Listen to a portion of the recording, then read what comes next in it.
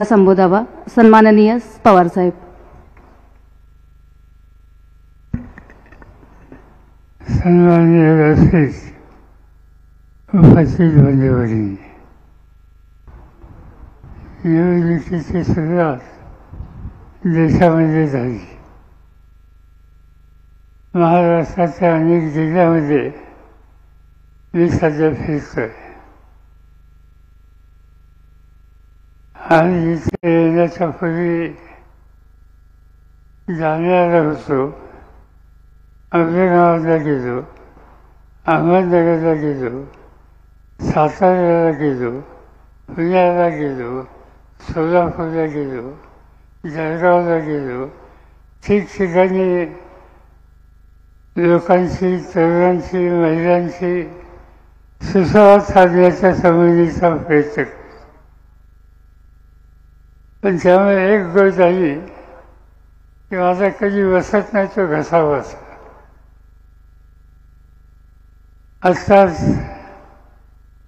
वर्ध्याच्या लोकसभेच्या निवडणुकीच्या संबंधीची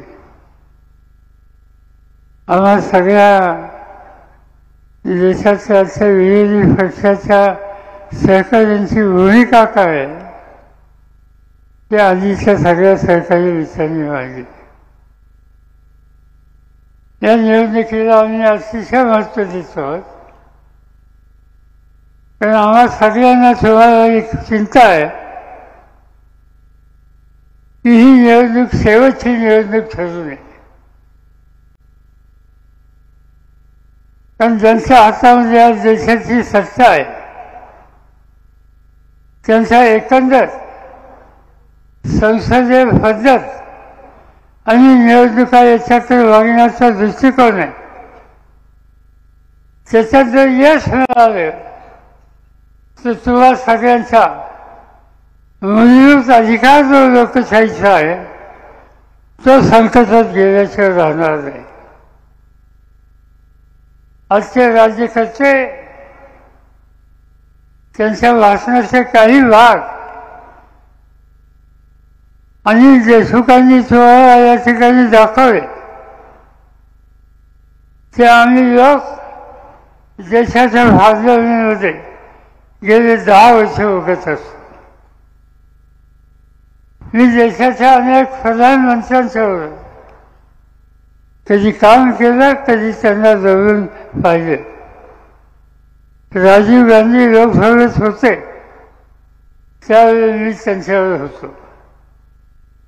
आणि त्या दिवसापासून आजपर्यंत देशाच्या भाजपमध्ये जेवढे प्रधानमंत्री झाले त्या सगळ्यांच्यावर काम करण्याची संधी मला स्वतःला मिळाली. महाराष्ट्राची विधानसभा आणि देशाची लोकसभा, राज्यसभा याच्यामध्ये आजच्या दिवसापर्यंत मला स्वतःला जाऊन 56 वर्ष झाली. आणि या 56 वर्षामध्ये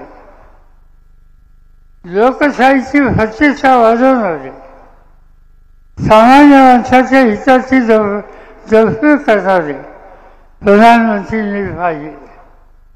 पण पहिल्यांदा गेले 10 वर्षांनी बघतो की आजचे प्रधानमंत्री नरेंद्र मोदी बोलतील एक, आश्वासनं देतील 2, पण त्याची अंमलबजावणी करणार नाही. अनेक गोष्टीचा उल्लेख या ठिकाणी झाला. महागाईसारखा प्रश्न, लोकांना फळांचे चालवणं अवघड आहे. सांगितलं होतं त्यांनी की 70 आल्याच्या नंतर 50 दिवसाच्या आत याच्या किमती कमी करू. त्याच्यात डिझेल असेल, त्याच्यात पेट्रोल असेल, त्याच्यात गॅस असेल. 3700 दिवस त्यांच्या सत्तेमध्ये येण्यावर झाल्यानंतर 50% किमती करणार या आश्वासनाचा 1% सुद्धा त्यांनी पुरा केला नाही. त्याउलट त्या सगळ्या गोष्टींचे भाव वाढले आणि लोकांना संसार चालवणं हे कठीण होऊन असतं. ज्याचा उल्लेख या ठिकाणी अनेक विचारांनी केला. या देशाचा सर्वसामान्य लोकांचा भुकेचा प्रश्न सोडवला हा या देशाचा बळीराजा आहे. तो कास्तकार शेतकरी आहे. आज त्या शेतकऱ्यांचे उत्पन्नाचा इश्यू असतो, मालाच्या किमतीचा प्रश्न असतो. प्रत्येकाला प्रचंड आश्वासनं मोदी आणि त्यांच्या सरकारने दिली, पण त्याच्या एकाही गोष्टीची पूर्तता झाली नाही. या उलट ज्याचा उल्लेख आणि देशमुखांनी केला संचासारखा विषय, आज बांगलादेशचं मार्केट असेल, अन्य मार्केट असेल, तिथून 2 पैसे शेतकऱ्यांना अधिक मिळण्याची शक्यता असताना तिथलं सरकार त्याच्यावर दृष्टी लावतं आणि आमचं सरकार त्याच्याकडून बघ्याची भूमिका घेतं. त्याचा दुष्परिणाम संसार उत्पादक शेतकऱ्यांच्या एकंदर पिकावर या ठिकाणी होतो. तो संसार उत्पादक असेल, ज्वारी पिकवणारा असेल, गहू पिकवणारा असेल, धानाचं पीक घेणार असेल, आज त्या सगळ्यांना संकटाला तोंड देण्याची एक वेळ आली आहे. अनेक वेळा सांगितलं की उत्पादन खर्चाचा विचार करून आम्ही किंमत देऊ. त्यासाठी एक कमिशन नेमले. ते कमिशन माझ्या काळात नेमलं. त्याचा रिपोर्ट आला, पण त्याची अंमलबजावणी ही करण्याची जबाबदारी मोदी आणि त्यांच्या सरकार यांची होती. पण गेल्या 10 वर्षामध्ये त्या आव्हानाकडे त्यांनी झुंकून बघितलं नाही आणि त्याच्या एकाही गोष्टीची पूर्तता आजपर्यंत त्यांनी केली नाही. आणि तेच मोदी, तेच अमित शहा, तेच त्यांचे सरकारी जाहीरपणाने सांगतात की शरद पवार असो की आम्ही लोकांनी या सगळ्या गोष्टीचा इतिहास हा आढावा दिला पाहिजे. सत्ता तुमच्याकडे 10 वर्ष आणि आढावा आम्हाला लोकांना मागता. याचा अर्थ हाच आहे की सत्ता हातात असल्याच्या नंतर आपलं कर्तव्य पार पाडण्याच्यासाठी जी जबाबदारी आहे त्याच्याकडे झुंकून न बघण्याची नीती आजच्या प्रधानमंत्र्यांची आहे. आज अनेकांनी या देशामध्ये काय चालू आहे याच्याबद्दलचा उल्लेख केला. भगिनींचा अत्याचार, आजचे तुमचे खासदार याचा उल्लेख या ठिकाणी केला. कुस्तीगीर परिषदेचे अध्यक्ष, ते अध्यक्ष व्हायच्या आधी त्या परिषदेची जबाबदारी माझ्याकडे होती. कधीही आमच्या काळामध्ये मुलींच्यावर अत्याचार झाले याचं एक उदाहरण मिळालं नाही. आणि यांच्या कारकिर्दीमध्ये जी भारत कन्या ज्यांनी देशाला आंतरराष्ट्रीय सुवर्ण पदक मिळवून दिलं, मग ती साक्षी मलक असेल, विनय फोगाट असेल, वजम फुनिया असेल, या सगळ्यांच्याकडं ज्या पद्धतीनं बघितलं गेलं, त्यांच्यावर ज्या पद्धतीनं आंदोलन करण्याची वेळ आणली, त्या सगळ्या गोष्टी पाहिल्याच्या नंतर, सत्ता हातात दिल्याच्या नंतर त्यांच्याकडून कामं होत नाहीत. या सगळ्या गोष्टी मणिपूरचा उल्लेख या ठिकाणी केला. आम्ही शिष्टमंडळ पाठवलं मणिपूरला काही खासदारांचं, आणि त्या शिष्टमंडळाचा अहवाल आला की 30-35% भगिनी त्या भागामध्ये उद्ध्वस्त झाल्या, त्यांच्या घरावर हल्ले झाले, काहींच्या अत्याचार केले. आणि हे सगळं घडत असताना देशाचे प्रधानमंत्री बघ्याची भूमिका घेत होते. त्या माऊलींना रक्षण करण्याच्यासाठी आपण त्या ठिकाणी जावं, त्यांना धीर द्यावा हा विचार मोदींच्या मनामध्ये कधी आलेला नाही.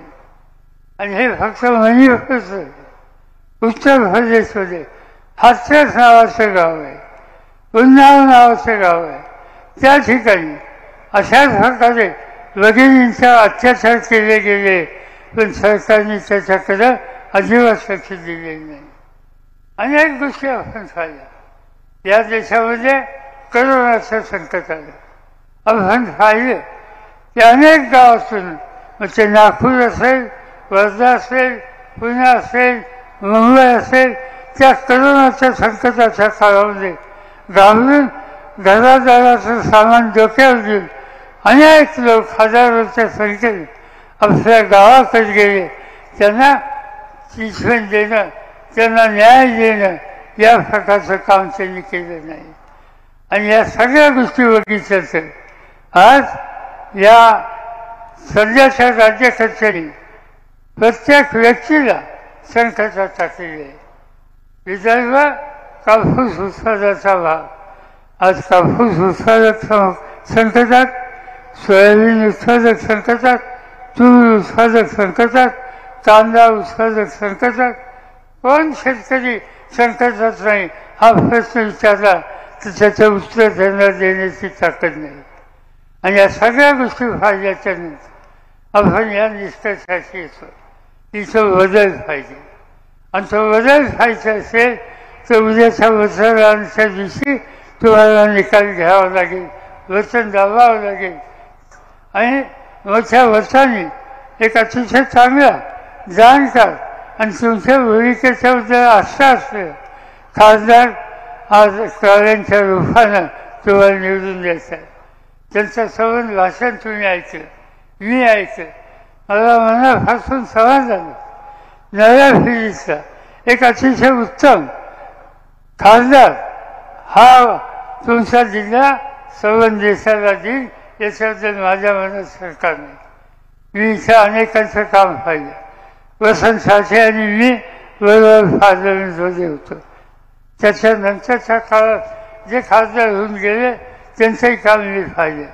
पण साठेंच्या काळामध्ये ज्या पद्धतीनं देश पातळीवर या जिल्ह्याचा नाम उल्लेख करत होता आणि ती स्थिती पुन्हा जर बघायची असेल तर अमर काळे यांना मोठ्या मताने विजय करणं, त्यांना देशाच्या लोकसभेमध्ये पाठवणं, तर त्याच्यातून या जिल्ह्याचा नावलौकिक सर्व हिंदुस्थानात गेल्याशिवाय आणि तुमच्या प्रश्नाची सुटका झाल्याशिवाय राहणार नाही ही खात्री आज या ठिकाणी मी देतो. मी काय अधिक बोलून वेळ घेऊ इच्छित नाही.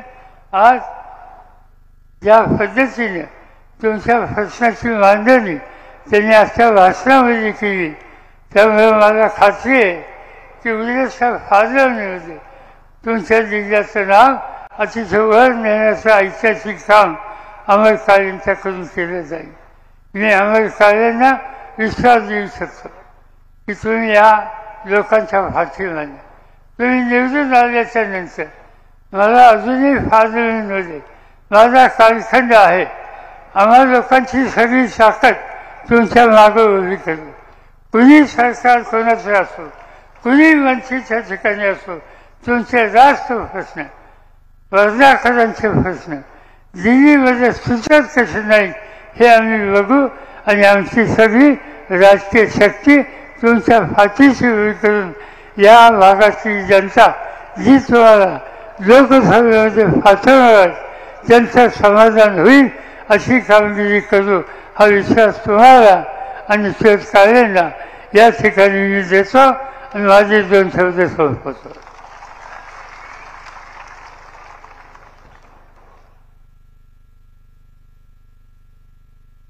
धन्यवाद पवार साहब. पवार साहब, आप तो अल्फाज बोलते हैं, हम आपका एहसास सुनते हैं. धन्यवाद.